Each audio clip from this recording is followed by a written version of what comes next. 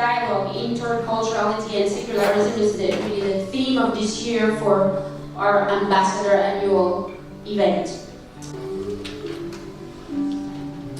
Nous souhaitons prendre un moment pour honorer les Premières Nations. Au cœur de la FPU se trouvent 5 principes intemporels issus d'une étude approfondie des Écritures du monde. Vous savez, moi je suis un des ambassadeurs qui a été nommé pas une fois, 2 fois.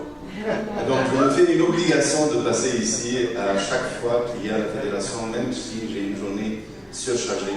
Mais je voulais quand même, je tiens à passer justement pour passer un message, ce message de paix.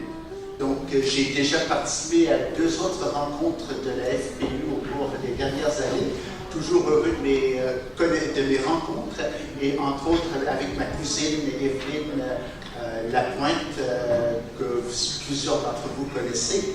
Alors, je vais vous entretenir ce matin sur 3 thématiques que j'aimerais développer. Une première concerne la différence, l'attitude, l'esprit dans lequel on entre en dialogue et on prend place dans le monde. Donc la différence qui souligne que je ne suis pas d'abord et avant tout moi la référence, mais ensemble nous pouvons entrer en relation et nous affermir, nous reconnaître les uns les autres. Je vais commencer avec un mot en langue Ganéandéha, Skanagoa. Skanagoa, ça veut dire grande paix. Alors, grande paix, parce que les gens qui étaient ici sur le territoire avant nous, il y avait une constitution de paix. C'est assez évident là, que la dimension spirituelle et religieuse traverse les sociétés, est présente dans les sociétés, que le but d'un État laïque, c'est de permettre l'expression et la vitalité de ces courants-là dans la société. I want to speak about secularity though, because this is something that we as spiritual people, religious people, we sometimes, I don't think we have a good handle on what this is all about. Secularity is a state of separation of religion and politics, or the state. Secularism is more of an ideology. Et au cours des 2-3 dernières années, en effet, il y a des changements au niveau de la politique canadienne et québécoise qui sont pour moi troublants. Et vous avez utilisé le mot rejet. Est-ce que c'est un rejet de l'immigrant?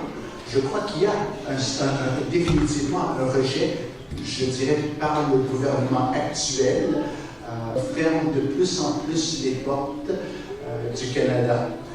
La justice dont Jean 23 parle dans son encyclique, c'est une justice qui est, quand on parle des gens justes dans la Bible, c'est ceux qui sont ajustés à la volonté de Dieu. Here said, and it can take place in our times as well. It's not limited to the Old Testament, but we have to discern with the Spirit. Everything must be filtered with our spiritual discernment. It's 21 years ago, that is in the year 2005, that for the first time, Deacon Ronnie Boye, who's the deacon from Kanawake, the Mohawk territory of Kanawake, invited me to join the interfaith breakfast. I remember telling myself, what a great chance for me to get to know the cream of Montreal society here in this beautiful place. Mes engagements pour la paix viennent de mon enfance et ça vient de mon arrière-grand-mère qui n'arrêtait pas de nous dire faites en sorte qu'il n'y a jamais de guerre. Et pour conclure, je vous invite pour contrer les microagressions dans un contexte de polarisation qui sont transposées ici à Montréal, de guerre, de poser des petits gestes de bienveillance au quotidien.